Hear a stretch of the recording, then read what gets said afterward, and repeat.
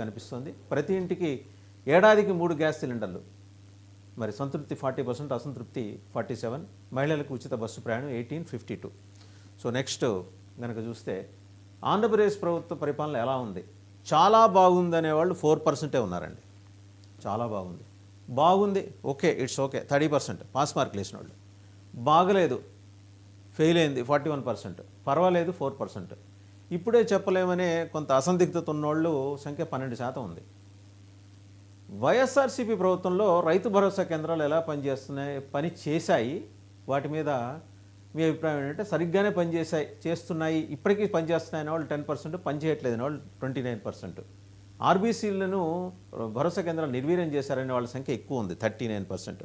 So రైతుల్లో చాలా పెద్ద ఎత్తున large scale dissatisfaction has been manifested అని చెప్పేసి ఇక్కడ కనిపిస్తుంది. కొంతవరకు పనిచేస్తూనే ఉన్నాయి అంటే మొహమాటానికి చెప్పిన వాళ్ళు 18%. నెక్స్ట్ కనుక చూస్తే మనకి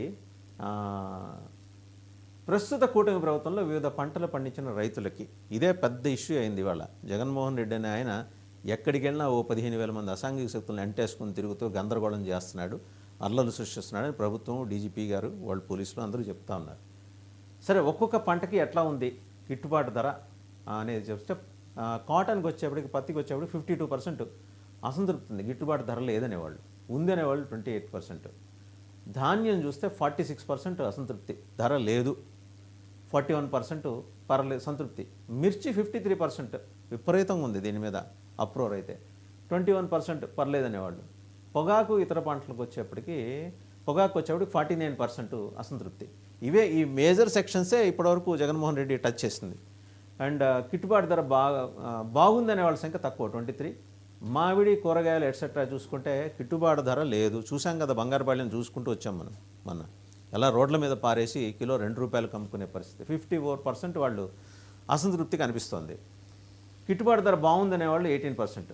ఏపీలో ప్రస్తుత కూటమి ప్రభుత్వంలో గ్రామీణ ప్రాంతాలు, ఇతర రోడ్ల పరిస్థితి ఎలా ఉంది అనే మీరు సంతృప్తి చెందారా అంటే, సంతృప్తి చెందామనేవాళ్ళు పర్లేదు 35%, పాస్ మార్కులు వచ్చినాయి ఈ ప్రభుత్వానికి.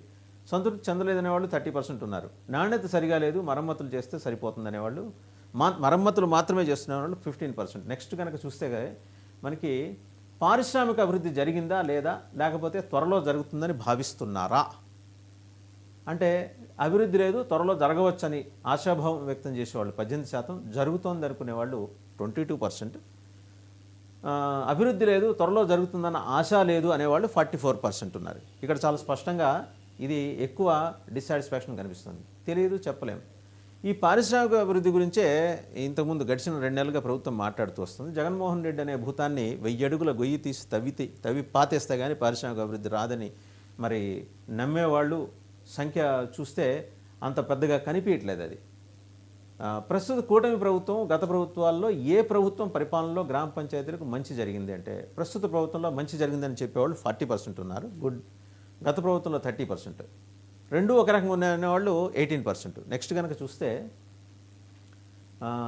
ఏపీలో కూటమి ప్రభుత్వంలో ఇసుక విధానం, ధర, ఇసుక అందుబాటు, వీటి గురించి మాట్లాడుతున్నట్టు. ధరలు అందుబాటులో ఉన్నాయి, ఇసుక విధానం బాగుంది, అవినీతి లేదు అనేవాళ్ళు 37%. ఇసుక విధానం బాగాలేదు, ధరలు అందుబాటులో లేవు, అవినీతి చాలా చోట్ల ఉంది అనేవాళ్ళు 43%. ఎక్కువ కనిపిస్తోంది.